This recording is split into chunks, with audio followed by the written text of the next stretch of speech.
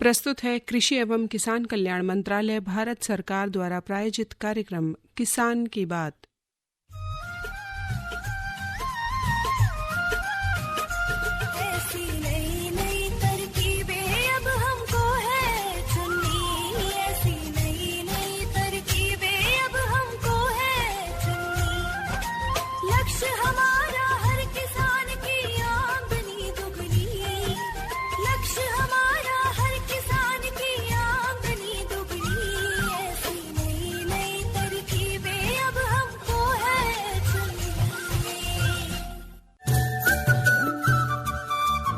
इस कार्यक्रम के प्रायोजक है कृषि एवं किसान कल्याण मंत्रालय भारत सरकार। प्रधानमंत्री किसान मान धन योजना। मिलेगा पेंशन का सहारा, कृषक ना होगा बेसहारा। जुड़ेगा खुशियों से नाता, कटेगा सुख से बुढ़ापा। सुरक्षित होगा अन्नदाता, सुरक्षित होगा अन्नदाता। प्रधानमंत्री किसान मान धन योजना से लघु सीमांत किसानों का भविष्य होगा सुरक्षित और 60 वर्ष की आयु से 3,000 रूपए मासिक पेंशन होगी सुनिश्चित। 55 रूपए से 200 रूपए की मासिक किश्त देकर प्रवेश कर सकते हैं। 18 से 40 वर्ष तक के किसान इस अंशदायक योजना में सरकार देगी बराबर का योगदान। सभी किसान भाई बहन इस योजना के लाभ के लिए जन सेवा केंद्र में जाएं और अपना निःशुल्क नामांकन कराएं। प्रधानमंत्री किसान मान धन योजना, अन्नदाता के परिश्रम को संबल, पेंशन से सुरक्षित उनका कर। कृषि एवं किसान कल्याण मंत्रालय भारत सरकार द्वारा जनहित में जारी। आप सुन रहे हैं आकाशवाणी दिल्ली का FM गोल्ड चैनल, जिसे आपने ट्यून किया है 100.1 मेगाहर्ट्ज पर।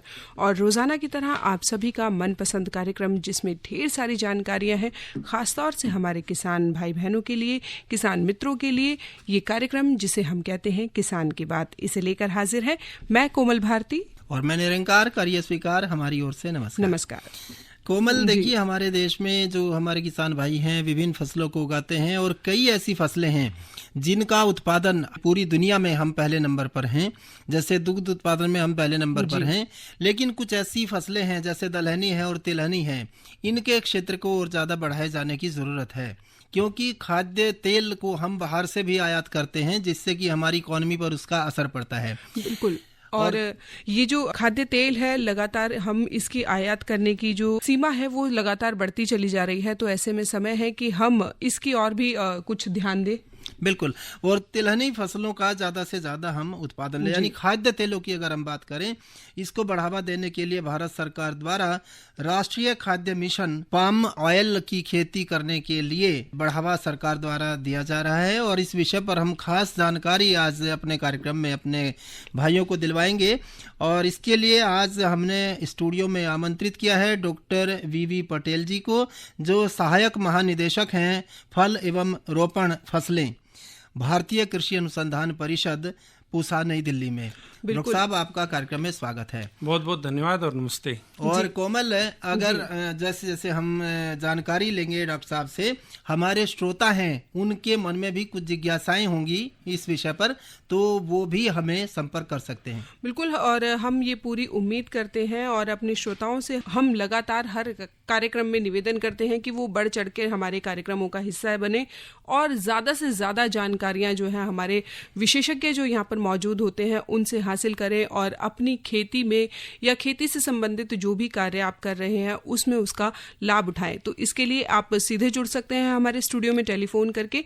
हमारा टेलीफोन नंबर है जो आज हमने आप सभी के लिए खोल दिया है, वो है 23421081 और इस पर कॉल करने से पहले आप दिल्ली का STD कोड 011 लगाना बिल्कुल भी ना भूलें। और डॉक्टर साहब से अपनी आज के इस विषय से जुड़ी हुई सारी जिज्ञासाएं आप शांत कर सकते हैं। जैसे कि हमारा विषय आपने बताया ही निरंकार, राष्ट्रीय खाद्य तेल मिशन यानी ऑयल पाम के बारे में आज हम बातचीत करने वाले हैं।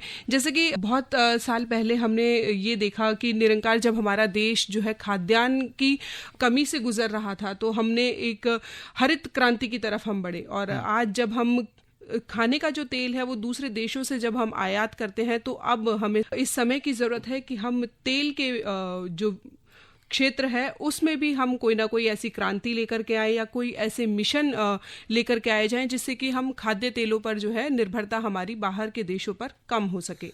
तो इस विषय पर ज़्यादा हम जानते हैं डॉक्टर पटेल जी, आप हमें ये बताएं श्रोताओं के लिए कि ये जो मिशन बना गया है, इसको बनाने की ज़रूरत क्या पड़ी? जैसा कि अभी आप लोग बात भी कर रहे थे कि हमारे देश में खाद्य तेलों की काफ़ी कमी है और हमें विदेशों से काफ़ी मात्रा में खाद्य तेलों का आयात करना पड़ रहा है, जिसकी वजह से भारत सरकार ने समय समय पे कई तरह के मिशन चलाए, जिसमें कि ऑयल पाम को भी प्राथमिकता दी गई, जिससे कि हम पाम ऑयल कहते हैं, जो उसको खाद्य तेल की तरह से खाते हैं। और अगर हम बात करें शुरुआत की, तो इसकी शुरुआत 1991-92 में हुई, जब हम technology mission on oil seed and pulses के बारे में बात किए थे। तो वहाँ पे TMOP जो प्रोग्राम था वहाँ पे शुरू हुआ और तब से ऑयल पाम की खेती के ऊपर जोर देना शुरू हुआ। और हाल फिलहाल में अगर हम बात करें तो 7वें, 8वें, 9वें, 10वें, 11वें प्लान में भी काफ़ी जोर दी गई। आइसोपाम है और फिर 2011-12 में oil palm area expansion programme शुरू किया गया और 14-15 से ज़्यादा फोकस इन खेती पे दिया गया, जिससे हमें बाहर से आयातित खाद्य तेलों पर निर्भरता कम हो सके। और भारत सरकार ने national mission on oil seed and oil palm शुरू किया, जो कि 17-18 तक चला। और उसके बाद फिर NMOOP शुरू होने के बाद फिर हमारा जो 18-19 में था, इसको मर्ज कर दिया गया नेशनल फूड सिक्योरिटी मिशन के साथ, इसको सम्मिलित किया गया और तब से national mission on edible oil palm पे कार्य शुरू हुआ। और 2021 में यहाँ पे काफ़ी तेज़ी के साथ इस पे कार्य हो रहा है, जिससे कि इसमें ज़रूरत है कि हम ऑयल पाम का जो एरिया है उसको बढ़ाएं, क्योंकि इसमें अगर देखें तो जो एडिबल ऑयल की उत्पादन क्षमता है, जो नॉर्मल खाद्य तेल है जैसे कि सरसों है, सूरजमुखी है, सोयाबीन है या मूंगफली है, हम करीब 0.5 टन से लेकर के ज़्यादा से ज़्यादा 0.8 टन प्रति हेक्टर की ईल्ड पा पाते हैं। ऑयल की ईल्ड की बात करते हैं तो, और ऑयल पाम से जो हमारा ईल्ड ऑन एन एवरेज है वो करीब 5 टन प्रति हेक्टर की दर से हमें इतनी ईल्ड प्राप्त होती है। तो इसमें उत्पादन ज़्यादा मिलता है। उत्पादन करीब 8 से 10 गुना ज़्यादा उत्पादन ऑयल का होता है। अच्छा, जैसे आपने बात की कि सरकार ने जोर दिया है इसके एरिया एक्सपेंशन के बारे में, क्षेत्र को बढ़ाया जाए, तो क्या पूरे भारत में इसको नहीं उगाया जा रहा है? और दूसरा सवाल कि क्या उत्तर भारत में भी हम इसको उगा सकते हैं?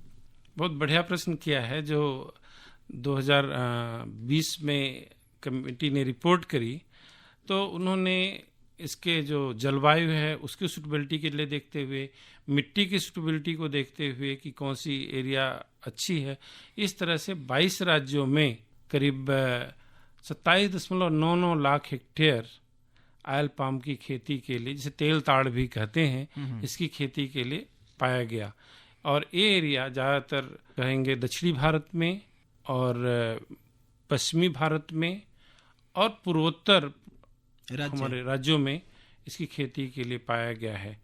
तो अगर उत्तरी भारत की बात करते हैं तो देखते हैं कि यहाँ पे ठंडक भी बहुत ज़्यादा होती है, गर्मी भी बहुत ज़्यादा होती है और बरसात की मात्रा कम होती है। इसको कैसी जलवायु चाहिए? तो ऑयल पाम के लिए हमें जो कहते हैं करीब 150 मिलीमीटर प्रति महीने की तरफ से वर्षा हो और करीब जहाँ पे 2500 से 4000 मिलीलीटर वर्षा हर साल होती है। मेघालय जैसे राज्य, मेघालय या कोस्टल एरिया जिसे हम कहते हैं, तटवर्ती एरिया है, जहाँ पे कहते हैं कि अगर जो हमारा सिंचाई की समुचित व्यवस्था हो और बहुत ज़्यादा पानी न लगता हो, वहाँ पे भी इसकी खेती की जा सकती है। दूसरे जो जलवायु है हमारा, वो कहते हैं कि कम, मतलब जो तापमान है वो तापमान 22 से 23 मिनिमम होना चाहिए और मैक्सिमम तापमान जहाँ 33 डिग्री जा रहा हो।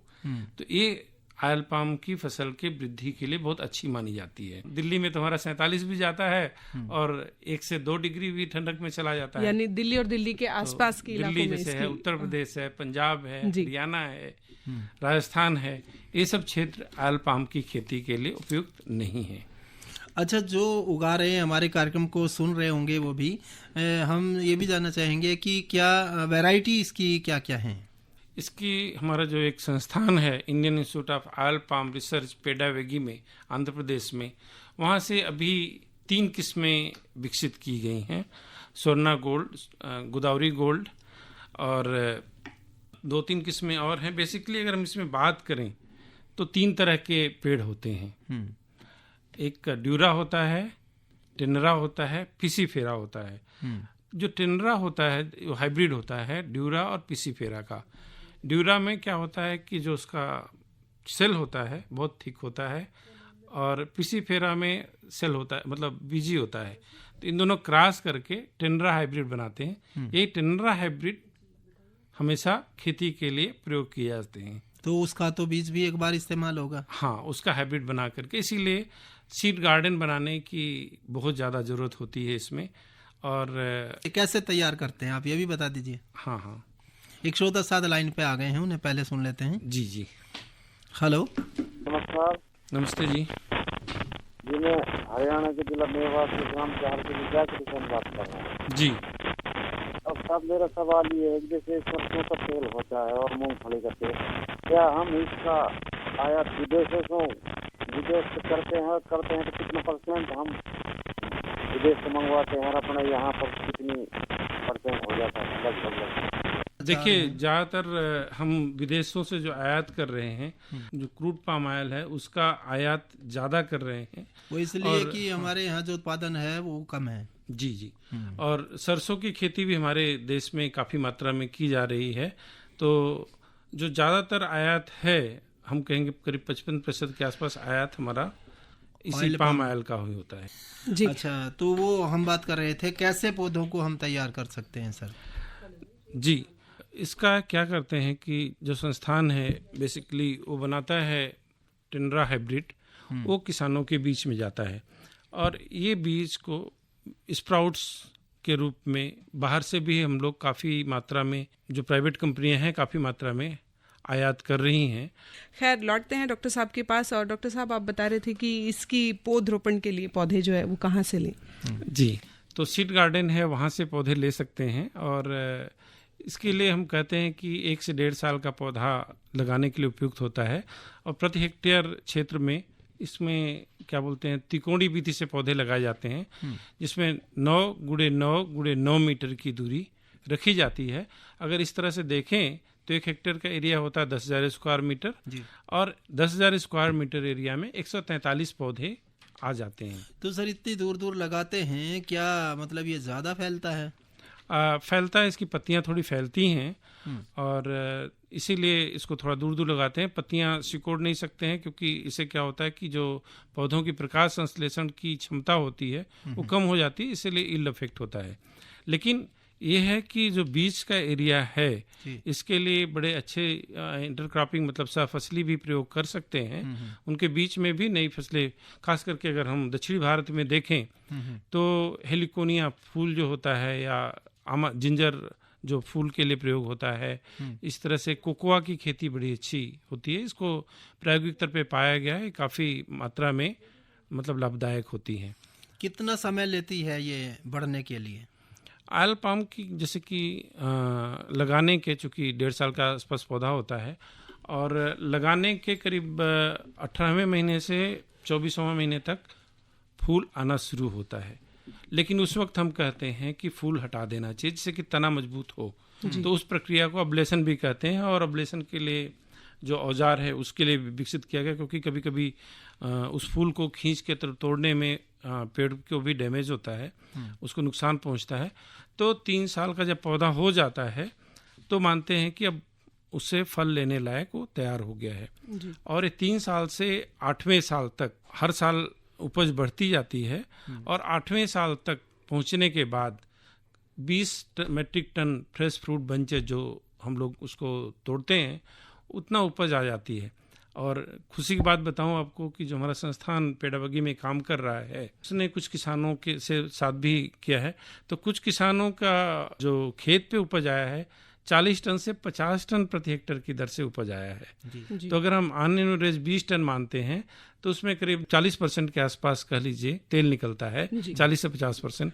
तो इस हिसाब से वही 5 से 6 टन तेल की उपज प्रति हेक्टर से हो जाती है। डॉक्टर साहब, जैसे कि आपने बताया कि 3 साल के बाद इसमें फूल आना शुरू होता है और उसके बाद काफ़ी लंबा समय लगता है कि जब इससे उपज मिलना शुरू होती है, तेल निकलना शुरू होता है। तो ऐसे में हमारे बहुत सारे ऐसे किसान मित्र वो भी हैं जो सिर्फ पाम ऑयल के लिए ही खेती कर रहे हैं। तो क्या इसके साथ साथ वो दूसरी कोई और खेती भी कर सकते हैं, क्योंकि ये बहुत लंबा समय है हमारे किसानों के लिए? जी, तीसरे साल से फल आना तो शुरू होता है, लेकिन हम जो संस्थान मैंने बताया ना, हमारा जो Indian Institute of Oil Palm research है, उन्होंने अंतर्वर्ती फसलें, सह फसलें, ये सब भी कौन कौन से किस समय लिया जा सकता है। मतलब शुरुआत के दौर पे तो काफ़ी फसलें ले सकते हैं, लेकिन जैसे जैसे पेड़ बड़ा होता है उसके बाद फसलें थोड़ी कम होती हैं, लेकिन कोकोआ की फसल इसके साथ बड़ी अच्छी जाती है। क्योंकि कोकोआ में क्या होता है कि जो पत्तियां भी झड़ती हैं तो ऑर्गेनिक मैन्योर का काम करती हैं, प्लस हेलिकोनिया है, बहुत वैल्यूएबल फ्लावर है, उसको ले सकते हैं। फिर एक जिंजर लिली है, लिली के फ्लावर्स हैं, इवन गेंदे के फूल हैं। तो इसी तरह से जो छाए में होने वाली फसलें हैं, चाहे हल्दी है, चाहे अदरक है, चाहे जिमीकंद है, इस तरह की जो फसलें हैं ले सकते हैं। इससे एक तो ऑयल पाम की जो उपज है वो तो मिलेगी ही मिलेगी, साथ में जो आप अंतर्वर्ती फसलें ले रहे हैं उनकी उपज मिलेगी। तो जो आपको शुरुआती दौर में उपज कम आती है, 8वें साल तक तो आप उपज इन फसली से, इन अंतर्वर्ती फसलों से आप ले सकते हैं। फिर 3 साल के बाद हर साल उससे मिलती रहेगी। 3 साल, तीसरे साल के बाद से आप फल देना शुरू कर देगा। तो पौधा क्या 8 साल तक ही चलता है? नहीं, 8वें साल वो पूरा पेड़ मैच्योर हो जाता है, जहाँ पे यील्ड स्टेबलाइज हो जाती है। मतलब 20 टन के आसपास या उससे ऊपर यील्ड देना शुरू करता है, स्टेबल होकर लगातार। और इस तरह से करीब 30 से 30 साल तक पौधे की क्षमता जो यील्ड देने की है वो यही रहती है। 30 साल के बाद अगर मैनेजमेंट थोड़ा कमजोर पड़ता है तो थोड़ा उपज में घटोतरी होती है, अदरवाइज 30 साल तक तो उपज एकदम अच्छा उपज मिलती है। तो ये तो एक बाग की तरह ही हो जाता है, जैसे बाग लगा देते हैं। जरूर, ये बाग ही है, बेसिकली ऑयल पाम का बाग ही है। और जैसे जैसे ऊपर जाता है वैसे वैसे फल बढ़ता जाता है। जी डॉक्टर साहब, आप बहुत अच्छी जानकारी दे रहे हैं कार्यक्रम में, लेकिन अब यहाँ पर एक समय है कि छोटा सा हम यहाँ पर विराम लें। हर जोखिम से निकल कर फसल आए, सुरक्षित हो जाए,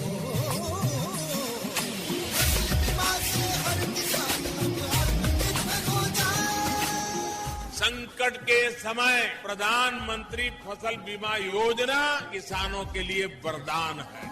अब सूखा पड़े या बाढ़ आ जाए कोई डर नहीं, अब ओले पड़े या कीट पतंगे फसल खा जाए कोई फिक्र नहीं, क्योंकि हमने लिया है प्रधानमंत्री फसल बीमा। बुआई से फसल कटाई तक हर जोखिम का दावा, न्यूनतम प्रीमियम पर अधिकतम भुगतान का वादा। योजना से हर साल जुड़ रहे हैं 5 करोड़ से ज्यादा किसान। अब आपकी है बारी। नजदीकी कृषि कार्यालय, सहकारी समिति, बैंक शाखा, अधिकृत बीमा कंपनी या जन सेवा केंद्र में स्वेच्छा से करा सकते हैं पंजीकरण। फसल बीमा पोर्टल या फसल बीमा ऐप द्वारा भी कराया जा सकता है पंजीकरण। प्रधानमंत्री फसल बीमा योजना, आपकी फसलों का संपूर्ण सुरक्षा कवच, कृषि एवं किसान कल्याण मंत्रालय। आप सुन रहे हैं कार्यक्रम किसान की बात। कार्यक्रम किसान की बात में आज हम बातचीत कर रहे हैं राष्ट्रीय खाद्य तेल मिशन पाम ऑयल के बारे में। अरे क्या कर रहा है? इधर इधर इधर हम बोल रहे हैं तेरे बीजू का। उतला बोल रहा है? पक्षियों से तो हम खेत को बचा लेते हैं, पर इन घातक रसायनों से कैसे बचाएं? मतलब? देख बेटा, तू जो ये अंधाधुंध रसायन मिलाता है ना, मिट्टी की सेहत बिगड़ने लगी है। और जब माटी ही कमजोर पड़ जाएगी तो उपज कैसे सेहतमंद होगी? अरे पहले ऐसा नहीं था, पूछना अपने बड़े बुजुर्गों से, कैसे फसल लहलहाती थी, शुद्धता झलकती थी। हाँ, माटी भी तंदुरुस्त और लोग भी। अब पहली वाली बात कहाँ? पर अब तो सब यही डाले हैं। सब नहीं, आज भी लाखों जागरूक किसान परंपरागत विधि से फसल उगा रहे हैं, खर्चा कम और उपज की कीमत भी बेहतर पा रहे हैं। सच है? रे बेटे, एक्सपीरियंस से बता रहे हैं, धूप में बाल सफेद नहीं किए हैं। हाँ। ठीक है भाई, मैं भी आज से जैविक खेती शुरू करूंगा। माटी से प्रेम की परंपरा है, परंपरागत खेती। कोमल झमाझम बारिश होती है इन दिनों में और इसमें झूलों का आनंद महिलाएं लेती हैं। तो झूला गीत सुन लेते हैं। झूलन चालू री, झूलन चालू री सखी बागा मैं के सामण आया री। ओ हो हो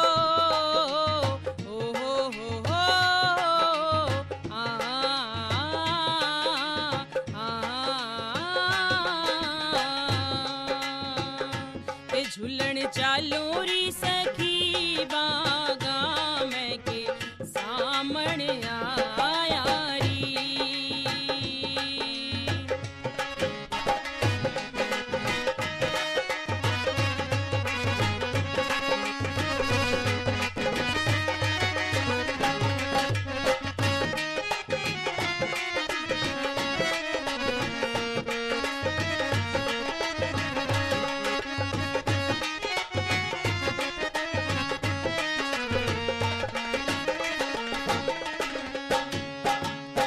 सामण के महीने बादल रिम झिम बरसे हो। सामण के महीने बादल रिम झिम बरसे हो। मन मन में समझाऊं बैरी जो बन मेरा तरसे हो। मन मन में समझाऊं बैरी जो बन मेरा तरसे। सासू ते भी रहा चूल्हे की आग ननंद किसी बीजड़ी। सुसराते भी रहा काला नाग जेठा से सांप सपोलिया। राजा ते भी रहा मेहंदी का पेड़ रचे कदे ना रचे। के मस्ती छाई री मस्ती छाई री सखी बागा मैं के सामण आया री। ओ हो हो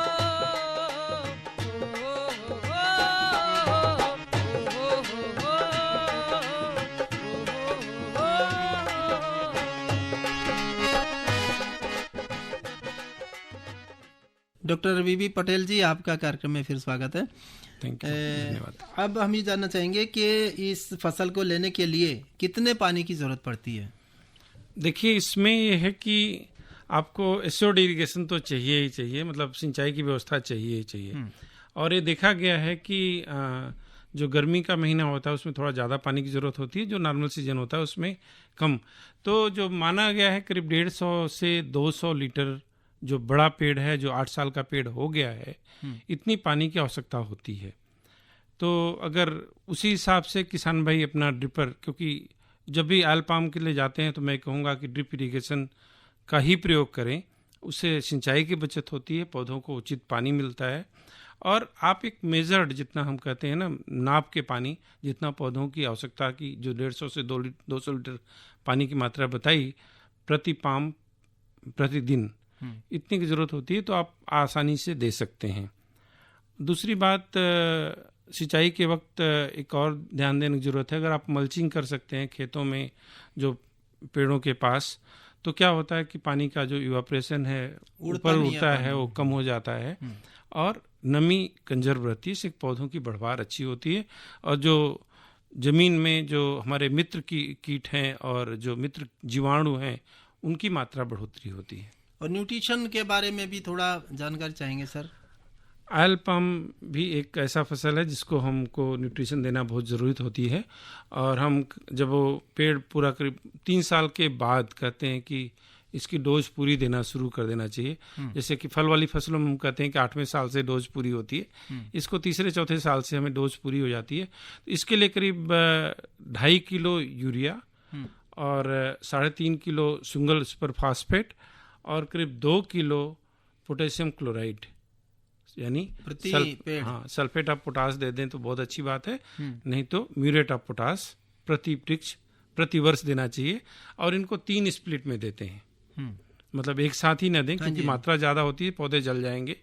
और पौधों की दूरी कम से कम 50 सेंटीमीटर तना छोड़ करके, जितने दूर कैनोपी बढ़ रही है, जितने दूर उसका पौधे का क्षेत्रफल है, उसमें अगर मिलाएंगे तो पौधे के जो पोषक तत्व हैं आसानी से पौधे ले पाते हैं और तने को भी नुकसान नहीं होता है। जी डॉक्टर साहब, कार्यक्रम का समय जो है हमारा यहीं पर समाप्त हो रहा है, लेकिन बहुत जल्दी से, बहुत छोटे में हम आपसे जानना चाहेंगे कि सरकार की ओर से राष्ट्रीय पाम ऑयल मिशन जो चलाया जा रहा है उसके लिए सब्सिडी के क्या प्रावधान है? देखिए, जैसा मैंने कहा कि करीब 22 राज्यों में इसकी खेती का प्रमोशन हो रहा है और अलग अलग राज्यों में अलग अलग सब्सिडी का प्रावधान है। जैसे कि जो राज्य हैं उसमें 7% हमारे सेंट्रल गवर्नमेंट का अनुदान है और 40% राज्य सरकारों का योगदान है, और नॉर्थ ईस्टर्न रीजन में 90% केंद्रीय सरकार का और 10% राज्य सरकार का योगदान है। अलग अलग है, जैसे कि 85% कास्ट ऑफ प्लांटिंग मटेरियल के लिए देते हैं, उसमें मतलब 15,000 रुपये प्रति हेक्टर की दर से कहिए तो प्लांटिंग मटेरियल के लिए, फिर बाद में 10,000 रुपये प्रति हेक्टर। इसी तरह से अलग अलग चीज़ों के लिए अलग अलग पैसे का प्रावधान है। डॉक्टर साहब, आपने बहुत महत्वपूर्ण जानकारी हमारे श्रोताओं को दी, इसके लिए आपका बहुत बहुत धन्यवाद। धन्यवाद, आभार जी। और निरंकार इसी के साथ हमारे कार्यक्रम का आज का समय जो है वो यहीं पर पूर्ण होता है। तो अपने श्रोताओं से लेते हैं आज के लिए विदा। नमस्कार। इस कार्यक्रम के प्रायोजक थे कृषि एवं किसान कल्याण मंत्रालय, भारत सरकार।